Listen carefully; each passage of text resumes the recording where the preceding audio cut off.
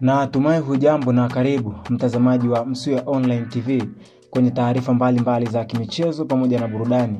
Ikiwa ni siku ya Jumanne, siku ya tarehe 1 mwezi wa 7 mwaka 2025, tunakutana tena mwana michezo kwa ajili ya kuendelea kupeana taarifa mbalimbali za kimichezo pamoja na burudani, hususan ni zile ambazo zimepewa uzito kwenye siku ya hii leo.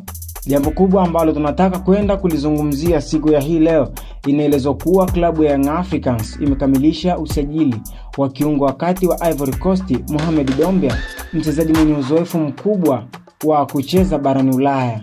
Kutoka Slovan Liberec, Jamhuri ya Czech mpaka ardhi ya Tanzania, sasa ni sehemu ya kikosi cha Young Africans kwa mkataba wa miaka 2.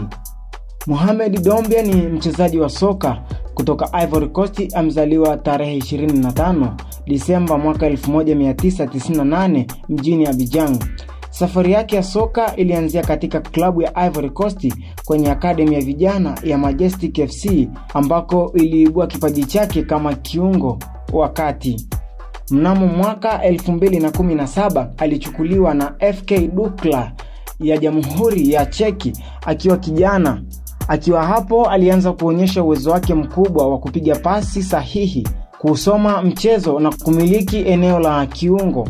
Baada ya mafanikio aliyoyapata akiwa na Dukla, alisajiliwa na Slovan Liberec mwaka 2022, moja ya klabu kubwa kwenye ligi kuu ya Czech.